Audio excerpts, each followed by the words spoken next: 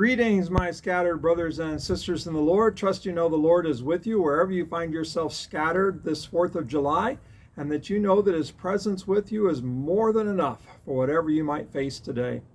We are continuing on in the Gospel of Mark with Jesus, and Jesus is leading the way on His way to Jerusalem. And those who are with Him are amazed, those who are following are fearful, and Jesus takes His disciples aside and begins to teach them about what's going to happen in Jerusalem, how He's going to be handed over, He's going to be tried, He's going to be spit upon, mocked, sentenced to death, crucified, and on the third day He will rise. And everyone who's going with Him, they believe that He is the Messiah, that He is the King, that He is ushering in God's kingdom. And so they're amazed and they're fearful of all that might happen, and they're really not hearing what He's saying. They know He's the Messiah, they believe that, but they don't understand at all how He's going to usher in God's kingdom. We might think of it in terms of, this 4th of July, kind of an Independence Day with lots of fireworks, and they're kind of anticipating that Jesus is going to Jerusalem, that there'll be a big revolution and lots of fireworks, and that Jesus will be king. And so they're excited, they're fearful, they're in amazement. But they're anticipating that God's kingdom is coming through Jesus. They just don't get quite how. So we pick it up at Mark chapter 10, and we'll go ahead and pick it up with Jesus' teaching. See, we are going up to Jerusalem, verse 33. See, we are going up to Jerusalem, and the Son of Man will be delivered over to the chief priests and the scribes, and they will condemn Him to death and deliver Him over to the Gentiles. And they will mock Him and spit on Him and flog Him and kill Him. And after 3 days, He will rise. So Jesus, for the third time, is trying to teach them that He will bring God's kingdom through going to the cross. Verse 35, and James and John, the sons of Zebedee, came up to Him. These were two of Jesus' closest disciples. James and John, the sons of Zebedee, came up to Him and said to Him, Teacher, we want You to do for us whatever we ask of You.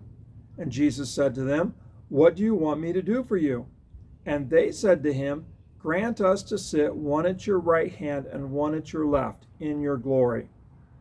Jesus said to them, You do not know what you are asking. So I think about this for a moment, that they're anticipating that Jesus is coming into His kingdom, and what they're asking for is kind of like cabinet positions. It's like your best friend's about to be elected president, and you would like to have a power position in his cabinet. Or maybe it's somebody at work is about to get a promotion, and you want to kind of ride their coattails and have your own pay raised by them. And so that's what they're seeking. They get it that Jesus is the king, that His kingdom is coming. But again, they have no idea what they're asking. They have no idea really how Jesus is bringing about God's kingdom. And so Jesus says, You don't know what you're asking. I just wonder how often we ask for things and we really don't know what we're asking for. That we come to Jesus, grant us something, and He says, okay, what do you want? And we have a particular request, and Jesus' words to us would be, You don't know what you're asking for. I think one of the things I've experienced across life is that sometimes Jesus saves me from the very things that I'm asking for, that I have no idea how detrimental, how difficult, how hard what I might be praying for actually is, and that Jesus has saved me from those things. And later on, I've come to realize that if Jesus had granted me what I was asking for, I would just be plain miserable. And so Jesus tells them, You don't know what you're asking for. Maybe there's a lesson in that instead of just asking Jesus for stuff, we need to be praying more along the lines of, Jesus, what do You think would be best? Instead of what I think would be best. Jesus, what do You want to give me? Instead of simply, Jesus, give me this. So that's kind of a side note here, that we need to kind of realize that sometimes Jesus saves us from the very things that we're asking for, and we need to reshape our questions. Jesus, what do You desire to give me? instead of simply, asking for what we want. But Jesus in his graciousness says, okay, what would you like me to, what do you want to ask me? Now we pick it up a little bit further. Jesus says, you don't know what you're asking, and Jesus has a question for them. Are you able to drink the cup that I drink, or be baptized with the baptism with which I am baptized?